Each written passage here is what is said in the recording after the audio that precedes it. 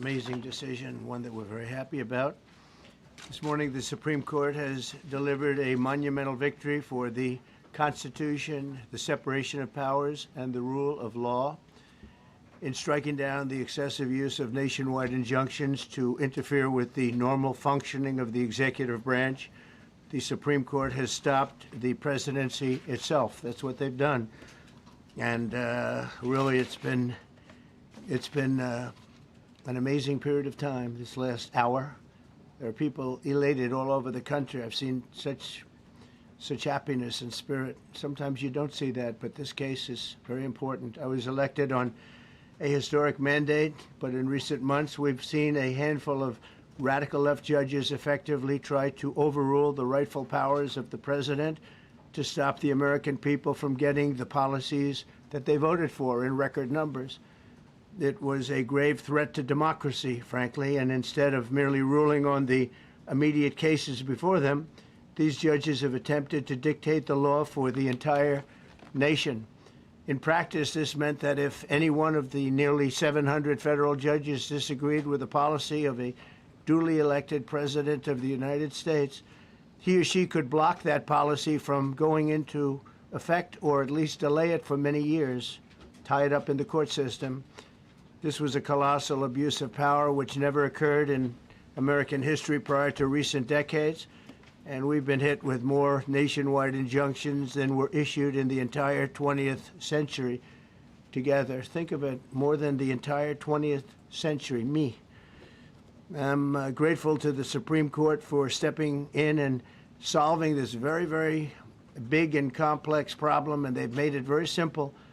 I want to thank Justice Barrett, who wrote the opinion brilliantly, as well as Chief Justice Roberts, and Justices Alito, Gorsuch, Kavanaugh, and Thomas. Great people. Thanks for this decision, and thanks to this decision, we can now promptly file to proceed with numerous policies that have been wrongly enjoined on a nationwide basis. And some of the cases we're talking about would be ending birthright citizenship, which now comes to the fore. That was meant for the babies of slaves. It wasn't meant for people trying to scam the system and come into the country on a vacation. This was, in fact, it was the same date, the exact same date, the end of the Civil War. It was meant for the babies of slaves, and it's so clean and so obvious. But this lets us go there and finally win that case, because hundreds of thousands of people are pouring into our country under birthright citizenship, and it wasn't meant for that reason. It was meant for the babies of slaves. So thanks to this decision, we can now promptly file to proceed with these numerous policies and those that have been wrongly enjoined on a nationwide basis, including birthright citizenship, ending sanctuary city funding, suspending refugee resettlement, freezing unnecessary funding, stopping federal taxpayers from paying for transgender surgeries, and numerous other priorities of the American people. We have so many of them. I have a whole list. I'm not going to bore you, and I'm going to have Pam get up and say a few words, but there's really, she can talk as long as she wants, because this is a very important decision. This is a decision that covers a tremendous amount of territory. But I want to just thank, again, the Supreme Court for this ruling. It's a giant. It's a giant. And they should be very proud, and our country should be very proud of the Supreme Court today. And with that, I'd like you to listen to the words of Pam Bondi. She's an incredible Attorney General. We're very proud of her. And as you know, Todd Blanche is with us, and we have so many others that worked on this case and other cases. And I think they're doing a great job. Pam, please say a few words. Thank you, President Trump. Thank you for fighting for all Americans. Americans are finally getting what they voted for. No longer will we have rogue judges striking down President Trump's policies across the entire nation. No longer. Today, in the 6-3 opinion, Justice Barrett correctly holds that the district court lacks authority to enter nationwide or universal injunctions. These lawless injunctions gave relief to everyone in the world instead of the parties before the court. As the Supreme Court held today, they turned district courts into the imperial judiciary. Active liberal justices Judges have used these injunctions to block virtually all of President Trump's policies. To put this in perspective, there are 94 federal judicial districts. 5 of those districts throughout this country held 35 of the nationwide injunctions. Think about that, 94 districts.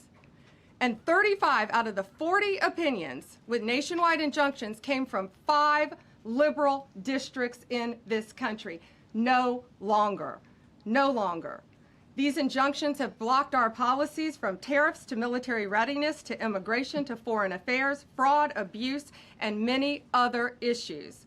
The judges have tried to seize the executive branch's power, and they cannot do that. No longer. No longer. And on immigration, on a side note, today marks 2,711 arrests on these terrorists and these gangs. Total arrest today with HSI investigations. And thank you, Stephen Miller.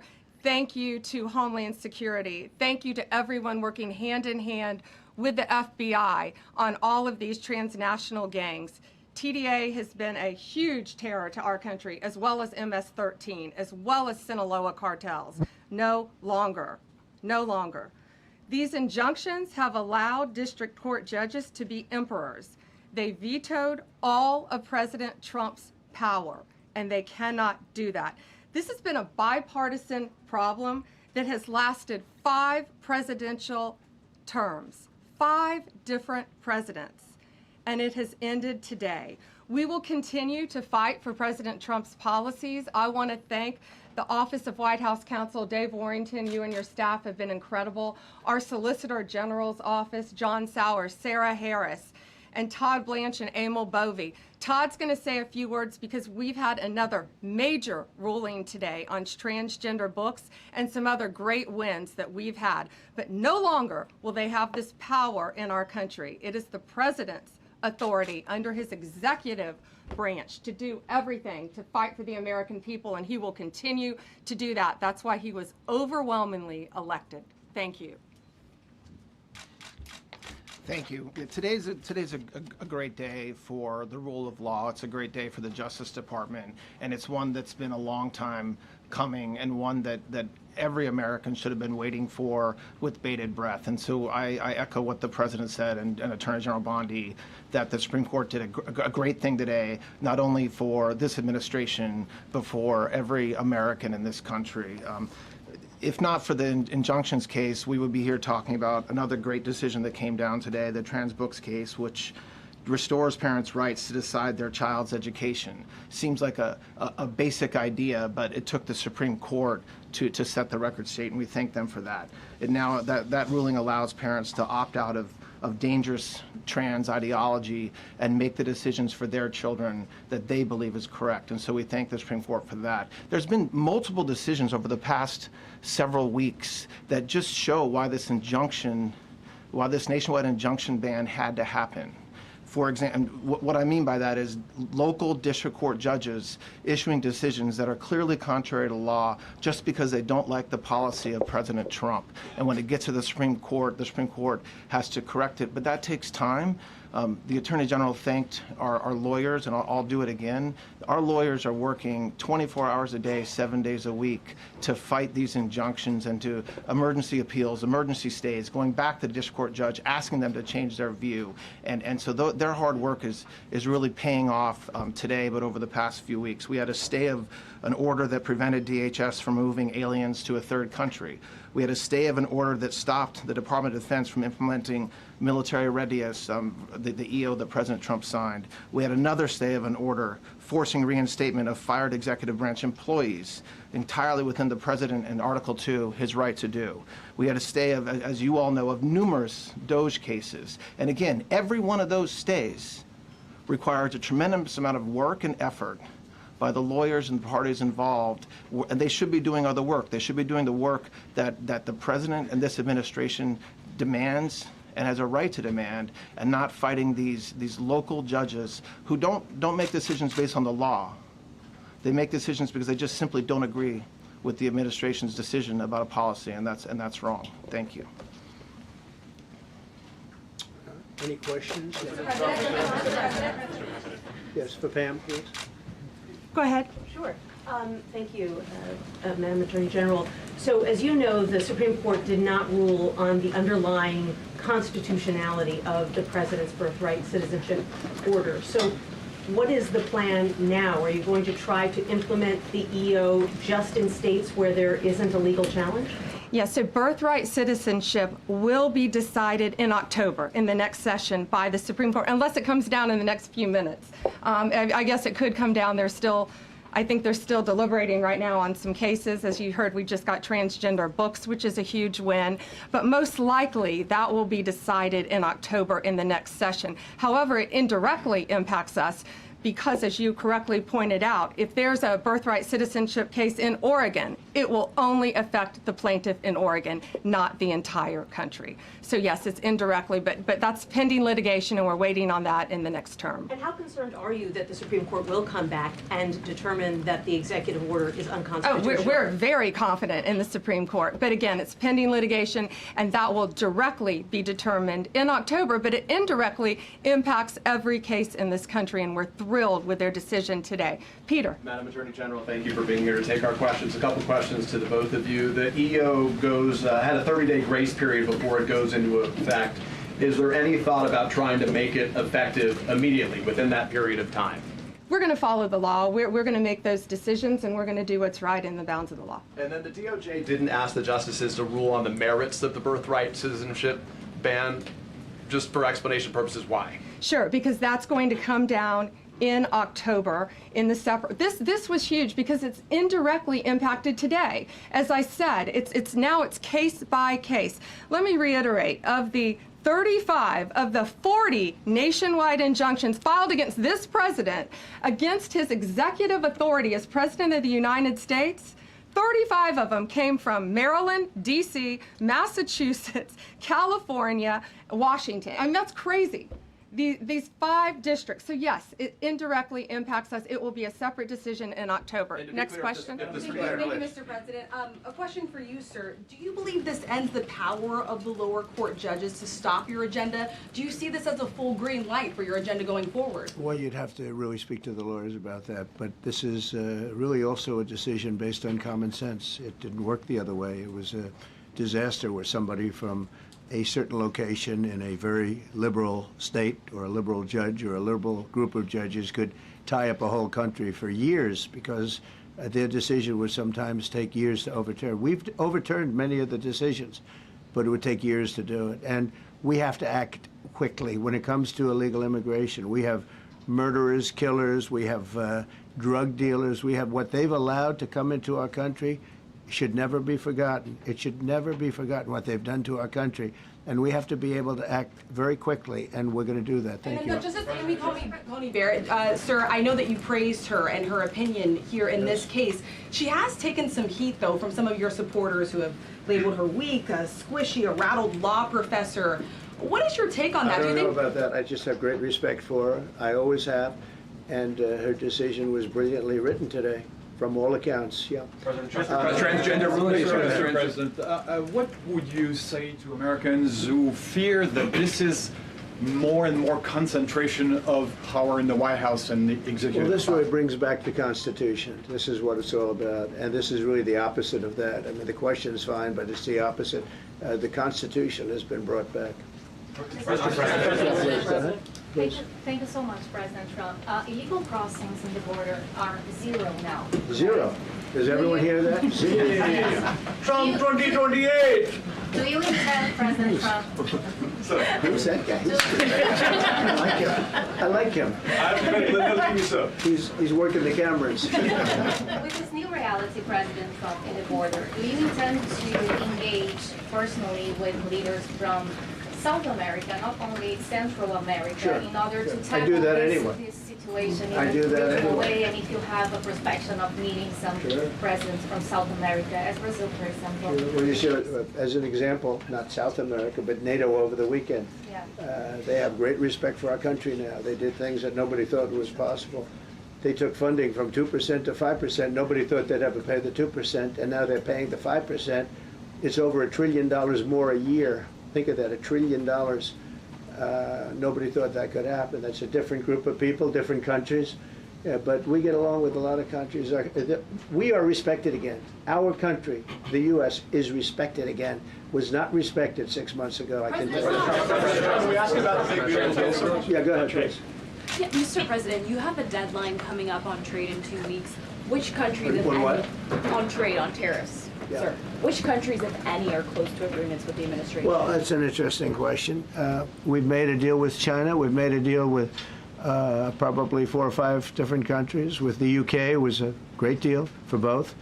And we're in the process of making some others. But ultimately, in fact, Scott is here, and Howard Lutnick, these 2 guys have been doing an incredible job, and the people that work with them have been doing an incredible job. But, you know, we have 200 countries, you could say 200 countries plus. We can't do that. So at a certain point over the next week and a half or so, or maybe before, we're going to send out a letter. We talk to many of the countries, and we're just going to tell them what they have to pay to do business in the United States. And it's going to go very quickly. But some of the bigger countries, so India, I think we're going to reach a deal where we have the right to go in and trade. Right now it's restricted. You can't walk in there. You can't even think about it. We're looking to get a full trade barrier dropping, which is unthinkable. And I'm not sure that that's going to happen. But as of this moment, we've agreed to that, go into Indian trade. We're going to be trading in China. That's going to come a little bit down the road, but we're going to be trading in China. We have a lot of great things going, and we're getting along with countries, but some will be disappointed because they're going to have to pay tariffs. And we've taken in already hundreds of billions of dollars in tariffs. No inflation. The only problem we have is we have a Fed guy that doesn't understand what's happening, and it would be great if he'd lower the rate because we'd be able to borrow a lot cheaper. Yeah, go ahead, please. Why don't we keep it on this subject? This is such a big subject. You know what? Trade is so big, but this, I don't know, in a certain way, this might be bigger than trade. I think this is bigger than trade. Yes, please, go ahead. I was wondering, though, if you could... Go ahead. Sir, on the transgender ruling, the Supreme Court ruling that parents with religious objections can pull their kids out of public school lessons that use LGBTQ materials. Pam brought it up. Your reaction to that ruling today, sir? I think the ruling was a great ruling, and I think it's a great ruling for parents. It's really a ruling for parents. They lost control of the schools. They lost control of their child. And this is a tremendous victory for parents. And I'm not surprised by it, but I am surprised that it went this far. It took us to bring life back to normal. So it's wonderful. It's parental. And I kept saying, we will give you back your parental rights. They were taken away, and this is a tremendous victory for parents. Yeah. Mr. President, if you look at the back at the last week, it's been extraordinary in terms of the action in the Middle East. You were at The Hague. I'm wondering hell of a week, hasn't it? I'm wondering now if you believe that Iran. I'm wondering now, sir, if you believe that Iran has given up its long history of ambitions with nuclear weapons, or what you would like to see from them to prove that they do, and what type of meetings is your administration looking for next week with Iran? So Iran wants to meet. As you know, their sites were obliterated. They're very evil nuclear sites. They were, now has been proven. We had some fake news for a little while. The same people that covered the Hunter Biden laptop was from Russia. The same people that did 3 or 4 other Russia hoax. But on their ambition. No, wait, just listen. They came up with something that delayed the credit that our great pilots and these great what talent that was, and they hit it right down in the spot. 52,000 feet. Think of this dark, no moon, you couldn't see a thing, and they hit the refrigerator door, as they say. That's the size of a target, and overwhelmingly, and it's amazing what was done. We're the only ones that could have done it, and we took out the 2 of the other sites also. In addition to that, we finished them off. That was a very evil intention. I believe that, and again, time will tell, but I don't believe that they're going to go back into nuclear anytime soon. They spent over $1 trillion on nuclear, and they never got it together. And nothing was moved from the site, by the way. To do that is very dangerous. It's very, very heavy material. Those cars were most likely the cars of masons because they were pouring concrete at the top, at the hatch, as you know, the hatch going into the nuclear site. They wanted to reinforce it, and they had some masons there pouring concrete. By the way, that concrete was obliterated. It hit exactly at the concrete. It was, I don't think it had a chance to dry. but everything's down there. It's under millions of tons of rock. Please. Yes. Your administration has said that El Salvador is one of the safest countries in the hemisphere. So why haven't you yet canceled temporary protective status for that country? Was it part of the deal? Well, we'll take a look. We've had a great relationship with El Salvador. They have a fantastic leader. They built a massive prison system. And I don't know exactly why, but it's a hell of a system. And we bring people there, and when they go there, they don't get out. And frankly, when they hear they have to go there, they become very nice people. They become very nice people. It's a tough system, but it's a brilliant system, and it's a system done by a very, very good leader. We'll talk about El Salvador. A lot of respect. Yeah, please. Thank you. A question for you, and then a question for the Attorney General. As you go into negotiations and talks with Iran, are you demanding not only that there would be no uranium production inside of Iran, but also that Iran would turn over all existing stockpiles of uranium? Well, you know, we're a little early for that, but something like that, yeah, we'll do something like that. Let me say that I've been saying for 25 years, even as a civilian, you cannot let them have a nuclear weapon, and that's what happened. It's been obliterated. It would be years before they could ever get going, and I really think it's probably the last thing. They have to recover from a hell of a tough war. Would you also be demanding that the IAEA have full rights to inspect in Iran? Or somebody, yeah, or somebody that we respect, and then including ourselves. And a question for both the President and the Attorney General. Under birthright citizenship, if this is implemented, who would be tasked with actually vetting citizenship? And how, like, would this be a situation where you have nurses and doctors checking for citizenship of parents, or? This is all pending litigation. It's going to be decided in October by the Supreme Court, and we'll discuss that after the litigation. If you have an undocumented baby, would that baby then be an enforcement priority? The violent criminals in our country are the priority now. Let me put it in perspective. Today marked the 2,711th arrest in our country of TDA members, just TDA. Everyone in this room agrees they are one of the most violent criminal organizations in the world. And the Biden administration let them walk into our country for the last 4 years.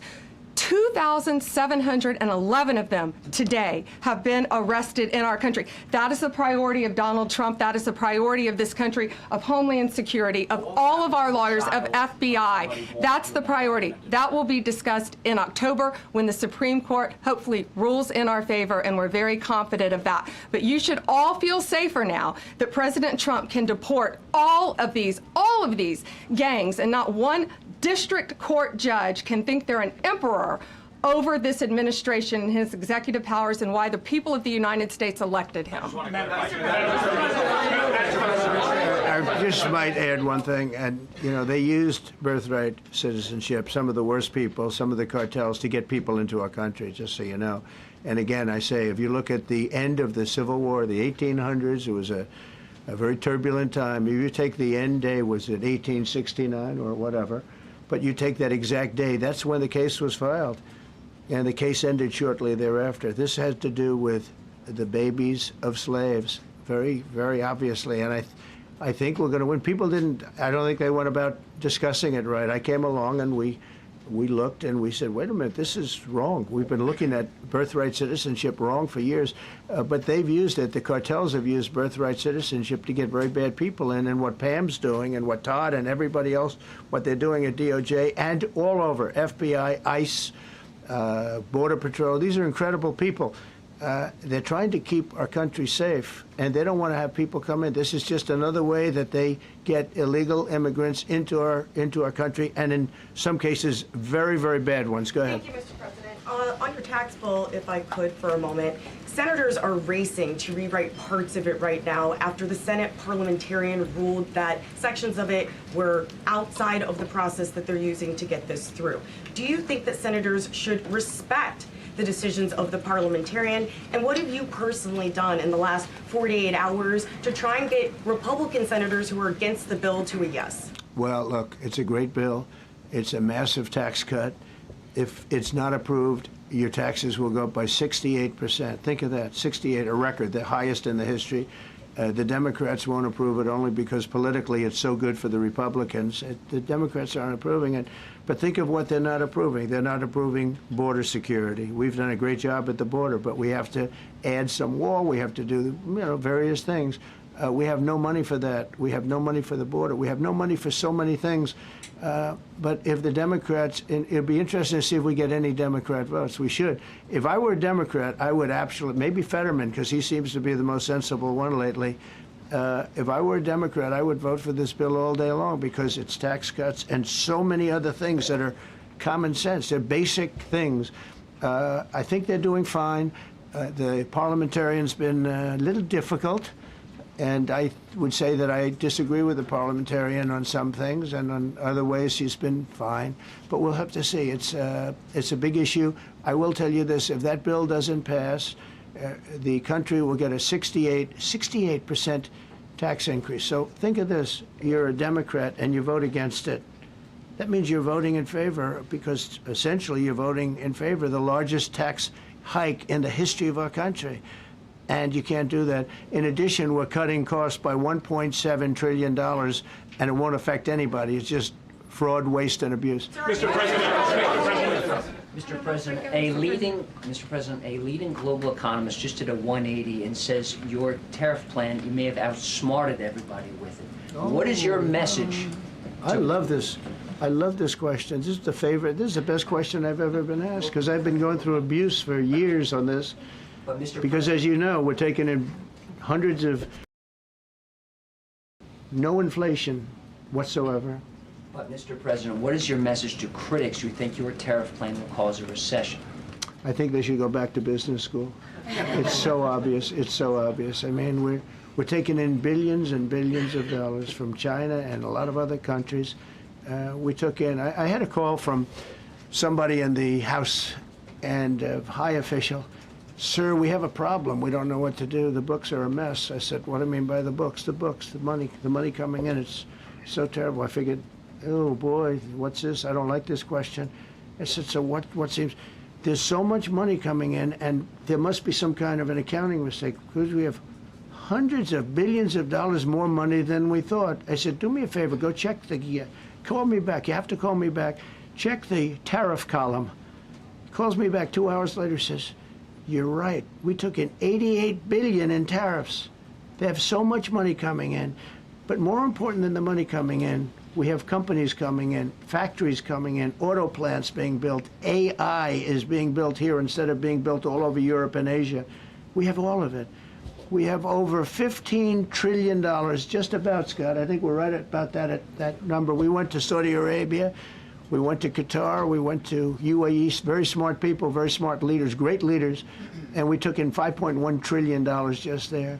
Without the tariffs, I mean, they also liked a thing called November 5th, November 6th, and November 7th. That was a very good little period of time. It's called the presidential election.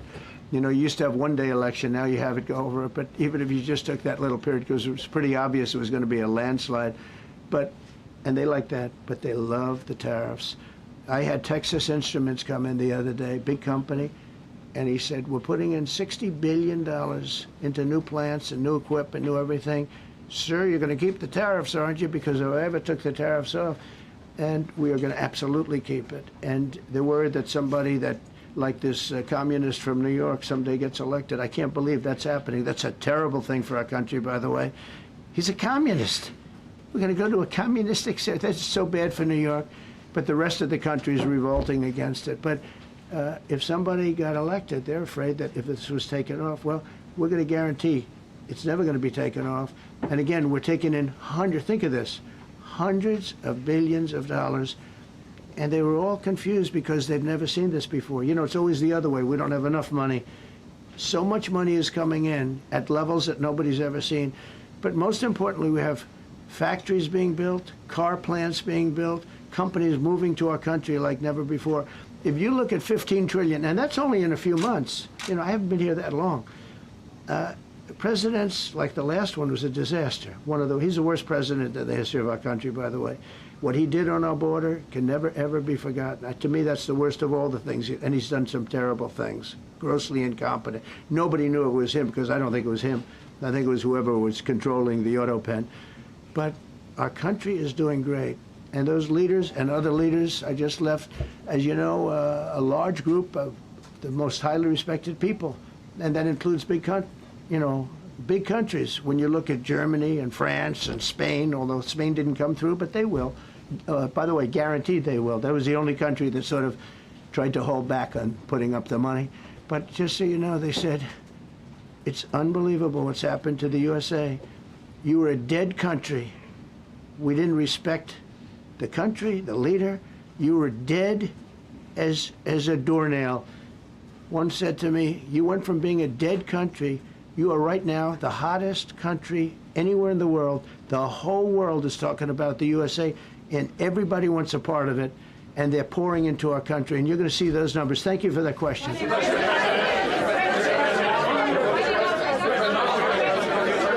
Yeah, go ahead, please. Thank you, Mr. President. I have a question about trade. Secretary Bessent has said that he hopes tariff deals with major partners will be done by Labor Day. So if some deals are not done by your July 9th deadline, will some countries' tariffs go back up, or will they stay where they are now? Well, there are some countries that are used to ripping us off, to be honest with you. And I don't want to name them, but you sort of can name them. And they're so used to just, taking it billions and billions of, look, we had a trade deficit of more than $1 trillion. Think of a trillion, a trade deficit. That's because nobody cared. We cared a lot when, I took in hundreds of billions of dollars in tariff. We had the greatest economy in history up until now. I think we're going to blow it away. But during my time, and especially prior to COVID, we had the greatest economy in the history of our country. I think we're going to blow it away now based on the kind of numbers that we're seeing. But some countries are very angry because they've been ripping us off for years. They've been making billions and billions of dollars. There was nobody to negotiate with. They could do whatever they want. They charged us tariffs, by the way, at numbers that we've never seen before. And we ended up losing much more than $1 trillion a year. $1 trillion a year on trade. And now they're being met with a force that's far greater than them, and they don't like it. So they're upset because instead of making, $5 billion, they're going to break even. Or they'll make a little bit. I want to be nice. They'll make a little bit. Or we'll make a little bit. It's a big difference. Yeah, please go. Go ahead. Red dress. On the 2020 election, is there any more information on the special prosecutor? So many Americans still have questions about the 2020 election. And speaking of rogue judges, would you consider appointing somebody at DOJ maybe to investigate the judges that allowed for the political persecution of you, your family, and your supporters during the Biden administration? I love you. Who are you? I'm Kara from Lindell TV. Well, that's just a very nice question. And it's not a setup. I have no idea who you are, but I appreciate that question. All I can say is we're not here for that. I hope so. I hope they're doing a thing because that election was rigged and stolen, and we can't allow that to happen. A lot of people tell me, sir, you just won the greatest election in the history of our country. You won at numbers that won all 7 swing states, won the popular vote, won everything. Sir, go on with your life. And many people that say that, good people, friends of mine, then you have people that say that same thing, go on with your life, but you have to find out what happened because you can't let that happen again. Look at what this lunatic did. Look at what he did. He opened our borders to people that were murderers, 11,888 to be exact, murderers. And we've captured many of those murderers, and we're bringing them back, or some of them are so dangerous that we don't even want to bring them back. We're afraid they're going to try and come back in. But he allowed people to come into this country, people from mental institutions, insane asylums, that's a mental institution on steroids, people from mental institutions, gang members, drug dealers, people, jails, being emptied out into our country. Venezuela emptied out almost its entire prison population into our country. But I don't want to blame them. Many countries have done that. The Congo, we have a great press conference coming up later, and it's the Congo and Rwanda. They were fighting for years, and it was machetes, it was vicious, it was as vicious, people's heads being chopped off. And I have a man who's very good in that part of the world, very smart, and put them together. And we're signing a peace treaty today. First time in many years they're going to have peace. And That's a big deal. You know, we talk about Russia, and we're working that one. President Putin called up and he said, I'd love to help you with Iran. I said, do me a favor. I'll handle Iran. Help me with Russia. We got to get that one settled. And I think something's going to happen there. But we did some great work. India and Pakistan. That was going to be maybe nuclear. We did that. We did a lot of work. I don't know if there's ever been a president that's done much more. Serbia, Kosovo was going to go at it. Going to be a big war. I said, you go at it. There's no trade with the United States. They said, well, maybe we won't go at it. That's what happened with India and Pakistan. I was negotiating with both of them, and I said to Scott, I said to Howard, cancel all deals with India and Pakistan. They're not trading with us because they're in a war. They called back, what do we do? I said, look, you want to have trade with the United States, it's great. But you want to go and start using nuclear weapons on each other? We're not going to allow that. And they both agreed. Both have great leaders. They both agreed not to do it. So we did a lot, but I appreciate that question. Sir, on peace deals, Thank you so much. Thank you, Mr. Orange. President. Thank you, Mr. President. I was just speaking with Senator Ron Johnson on the One Big Beautiful Bill, and he says he really wants to get to yes for you and get this accomplished. He does. He's a good man. But he also said that he needs more time, and he is not certain that the July 4th deadline is possible. Well, then he's not such a good man. Because there's too much work to do. He's a good man. Ron How Johnson's important- doing a good job. He's very committed. Every Republican senator is committed. And, you know, you could have a couple of grandstanders, in all fairness. You could have somebody else. And it's very dangerous because our country would go from being the most successful country in the world to who knows what happens with a 68%, think of it, 68% tax increase. That was given by the Democrats because they like high taxes. I don't know what happened. You know, all my life, I'd grow up and I'd watch politicians talking. I'd say, oh, that's fun. And they were always saying, we will cut your taxes. We will cut your tax. I never heard it. They say, we will raise your taxes. And they elect people like this guy in New York that maybe has a chance. I find it hard to believe, but he maybe has a chance. They want to raise your taxes. So they want to see a 68% tax increase. That's more money than anybody could afford. You'd go into a depression if that ever happened. So I think there's a lot of pressure to get that approved. How important is the July 4th deadline to you? If It's important. It's not the end all. August? It can go longer, but we'd like to get it done by that time, if possible. And look, we have a lot of very committed people, and they feel very strongly about a subjects that you're not even thinking about that are important to Republicans. The problem we have is that it's a great bill. It's a popular bill, but we'll get no Democrats only because they don't want to vote for Trump. If that bill was their bill, oh, they would be so happy. It's so great for our military. It's great for everything. And they would normally vote, but because their hatred of Trump, they have Trump derangement syndrome at levels never seen before. And instead of voting for a tax cut, they're voting for a tax increase of 68%. They're voting to destroy Social Security, destroy Medicare, and destroy Medicaid. And we're voting to make them perfect and to make them better, make them stronger and better. They're going to destroy Medicaid, and they're going to destroy Medicare, and Social Security will follow. If you vote for the Democrats, you're dead on those three things. Thank you, Mr. President. On a related subject, many Democrats have said that they are not going to support crypto bills in Congress only because of you and your family's personal crypto ventures. And these votes are in some cases needed to pass. Are you open to the idea of pulling away from your personal crypto ventures just for the next few years if that helps get these crypto bills passed in the next few months? Well, it's a very funny thing, crypto. So I became a fan of crypto, and to me it's an industry. I view it as an industry, and I'm president. And if we didn't have it, China would, or somebody else would, but most likely China. China would love to. And we've dominated that industry. It's a big industry, by the way. In fact, when the stock market went down recently, crypto and Bitcoin and all of that went down much less than anybody else as a group. And we've created a very powerful industry, and that's much more important than anything that we invest in. We invest in it, but really that was an industry that wasn't doing particularly well. I got involved with it a couple of years ago, and before the second term. I got involved before I decided to run. I only decided to run because I saw what was happening, and Biden was incompetent, and the administration was crooked and incompetent. And I was in Bitcoin then, not knowing if I was going to do it a third time. So it's become amazing. I mean, it's the jobs that it produces. And I notice more and more you pay in Bitcoin. I mean, people are saying it takes a lot of pressure off the dollar. And it's a great thing for our country. So I don't care about investing. You know, I have I have kids and they invest in different things. They do believe in it. But I'm president, and what I did do there is build an industry that's very important. And you know, if we didn't have it, China would. Okay. Sir, Mr. President. Go ahead. With the glasses, gentlemen. Go ahead, please.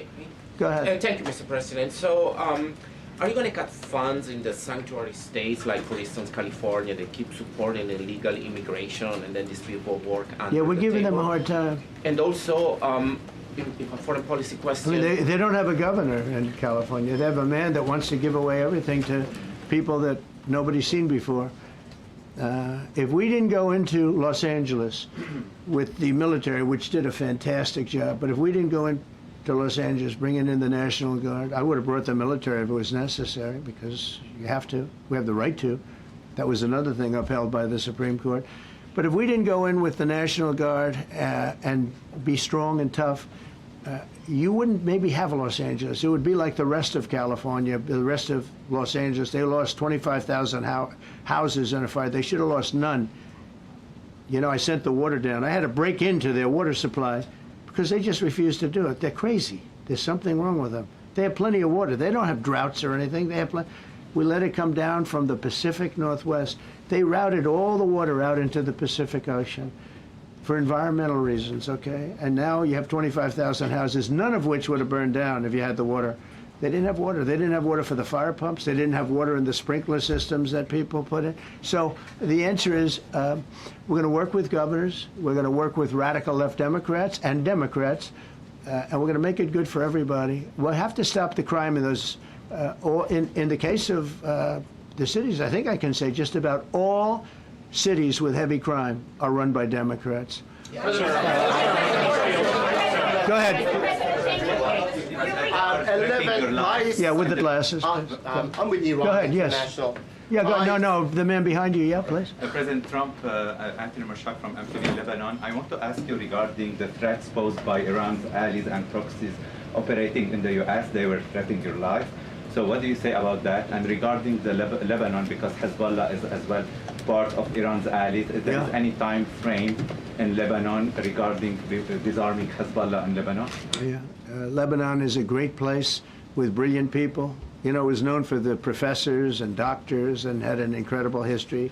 And hopefully we can bring it back again. I just appointed a friend of mine who's Lebanese, and I didn't know he was Lebanese. I've known him for 20 years, very, very successful man. And I just appointed him. And I said, why would you want that? He said, because I was born there, I was raised there, I love it. I love it so much. I said, you know, it's very dangerous going to Lebanon as ambassador.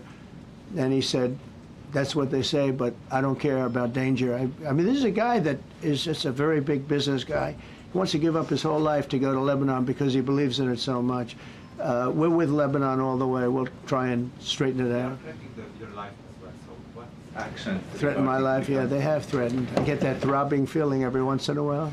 Get that throbbing feeling, but you know what? That's okay. This is a dangerous business. What I do is a dangerous business. You know, I tell the story of the car companies and different people in different professions you have. Race car drivers, as an example. 1/10 of 1% die. Bull riders, 1/10 of 1%. That's not a lot, but it's people die. When you're president, it's about 5%. If somebody would have told me that, maybe I wouldn't have run. Okay? This is a very dangerous profession. Yeah, please. By the way, so many questions. Should we keep this going, Pam? This is the opposite of Biden. Biden would take a half a question and he'd leave without answering it. Go ahead. On Iran. You tell me when it gets boring. Okay. If Iran. Are you from Iran? No, I'm not from Iran. I'm from the UK. But if the intelligence reports conclude that Iran can enrich uranium to a level that concerns you, would you consider bombing the country Sure, again? without question, absolutely. Have you had any conversations? Turned out to be unbelievable. But, you know, our incredible flyers and I call them the shots, these guys are unbelievable. Think, from 52,000 feet, they hit the equivalent of a refrigerator door. They actually hit it right in the center, so it's much smaller than that. And just bomb after bomb going deeper, deeper, blowing up. Incredible, incredible thing. I don't know if you heard the general, he was very impressive. Raisin Cane. You know, he's the one that beat ISIS for me. And he did it in a matter of weeks. And I was told it was going to take 4 or 5 years. And when I got this job, I always said, if I get this job, I'm going to put that guy as the head of the Joint Chiefs of Staff. And Dan Kane, and he, when I heard his name was Raisin, his nickname is Raisin, Raisin Kane. I said, you got to be kidding. So I liked him right from the beginning, but he knocked out ISIS in a time that nobody ever thought possible. And when this attack was completed and so successful, I said, now I know how you knocked out ISIS so quickly. But we have the best people, we have the best equipment in the world. You know, I rebuilt the military during my 4 years, during my other term. We have the best equipment in the world. The problem is we gave away, you know, a lot of it, but small, relatively speaking. We gave a lot of it away to Afghanistan. Shouldn't have happened. That just shows how incompetent they were. They gave all that equipment away, billions and billions of dollars worth. Shouldn't have happened, but that was small compared to what we have. Now we have a great military with great people. Okay. Yeah, please. Mr. President, congratulations. A couple of very different questions. One is Rwanda, 1994. As you grew up in New York, we all knew how horrific those attacks were. Congratulations on that treaty. There are talks that perhaps... That's going to take place today at 3 o'clock in the Oval Office. We're going to have a signing with Rwanda and the Congo. I have a follow-up. So I'm a little out of my league in that one because I didn't know too much about it. I knew one thing. They were going at it for many years and with machetes. It is one of the worst wars that anyone's ever seen.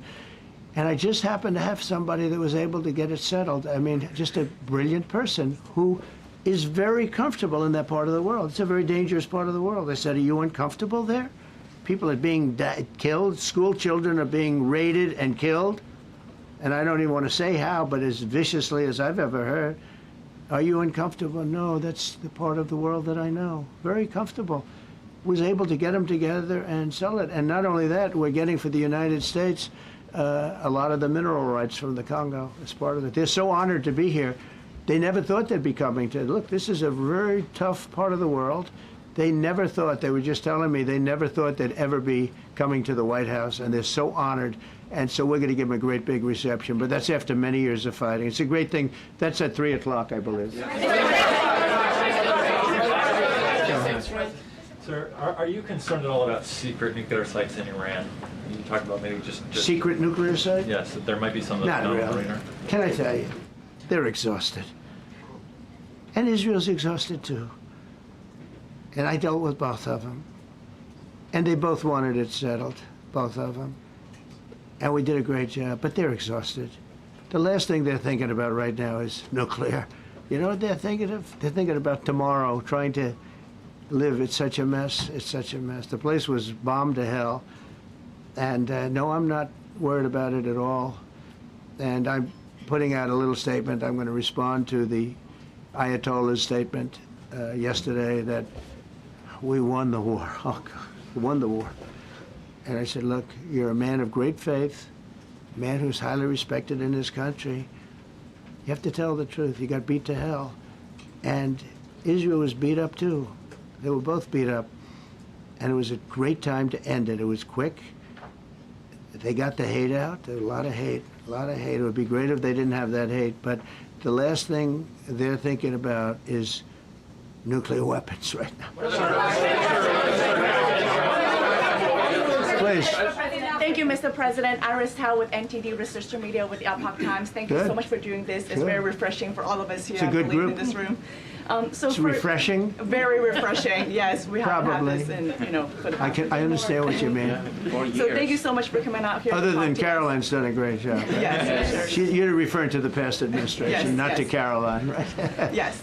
Back to the ruling today, if you don't mind. So you have always talked about winning for the American people. Right. How do you think today's ruling will enable you to further deliver for American families and workers across the country, not only when it comes to immigration, but also when it comes to trade, energy? What actions are you most eager to move forward Well, I with think now? taking power away from these absolutely crazy radical left judges is a tremendous. This is such a big day. This is such a big day. It's like it's sort of sad because we're doing the signing at 3 o'clock, and this may very well dominate the signing of a big war that was going on and really affecting the continent of. Think of it, the entire continent of Africa was being affected. And we're settling that war today, and this will probably be a headline. But this is a very big moment, and it gives power back to people that should have it, including Congress, including the presidency. And it only takes bad power away from judges. It really doesn't take power. It takes bad power, sick power, and unfair power. And it's really going to be, this is a very monumental decision. Yeah, please. Yeah, President, thank you very much. On July 9th, is that July 9th date set for tariffs to snap No. back, or could there be a... We can do whatever we want. We could extend it. We could make it shorter. I'd like to make it shorter. I'd like to just send letters out to everybody. Congratulations, you're paying 25%. He doesn't want. He's a much nicer person than I am. Go ahead. Did you finish it up? Were you considering for the Federal Reserve then, and are you speeding up that process? I see Secretary. Oh, he's terrible. He's terrible. I mean, I have a list of things. We're like 38 on the list. We pay, Cameroon and different places are paying the same as us. Because, you have somebody sets a rate at 4% or 4.5%. It's hard to go out and say we should be paying 1% when you have your so-called experts doing that. And the sad part is, as per the question that you asked about tariffs, we've had the tariffs and we have less inflation than we had before. What we have is a hell of a lot more money, a hell of a lot more income, and we shouldn't be paying a rate like that. In other words, when we pay a rate, I'll tell you, each point is the equivalent of $300 billion. So if we had it down 3 points, because I think we should be at 1, you have Switzerland is at 0.25. In other words, 25% of 1%. And they're the number 1 right now. But we should be the number 1. And soon you're going to have, I think, you're going to have where the people will pay will pay, like we had a few years ago, where you put up money, you loan money, and I mean, you actually, instead of paying, you get paid. I love that. I don't know if it's any good, but I love it, where you put up money and you get paid. But we should be in a category, so we should be at the top of the list, not toward the bottom of the list. But we have a man who's not a smart man, and he probably has Trump derangement syndrome. And he's just not a smart person. What he's doing, though, he's hurting us for years to come. Because if we borrow money at 2 points higher than we should be paying, that's $600 billion. Wouldn't you say those numbers are about right, Scott? So it's 2 points would be about 600, actually more than that, but about $600 billion, all because the guy doesn't want to lower the rates. He is doing the service, a very disservice, and then he goes up and talks about, I'd like to see costs come down. He gets up and he does his little thing for 5 minutes, and he goes out and he goes back to the beach. He goes, I'd like to see costs come down. Well, he could lower the interest cost by $900 billion a year. All he has to do is lower rates. And everybody's saying, I was watching some of the business shows today, and they're saying, Trump's right. He should really be cutting. The country's doing well. We have no inflation. Now, despite him, we're doing great. But if we got the rates down, we would be a rocket ship.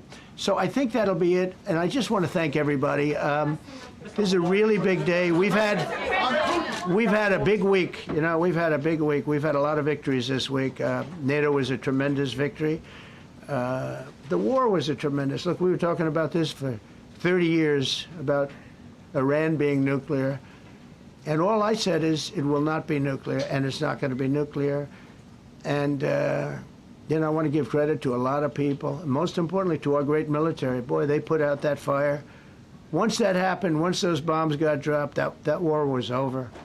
That war was over. But I just want to compliment them. Incredible. The general and all of his generals. Pete Hegseth was great. They were, and now I want to compliment Pam. A lot of genius went into this. People if you don't say it exactly right, if the Supreme Court doesn't get it because it's incorrectly spoken about, and that happens. A lot of cases are lost because they don't say the right words. But I want to correct. She's going to go down as a great attorney general. I may change my mind about that. I don't know. Maybe someday I'll have call and say I was only kidding. She's going to go down as a great attorney general. This was a tremendous win, and we've had tremendous wins, but this was a tremendous win today. So I just want to congratulate you and Todd and your whole staff. Very brilliant people, and we can't forget John Sauer. That's right. Who is with.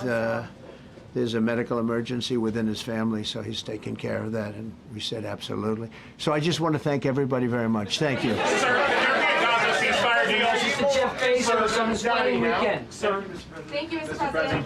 Thank you, sir.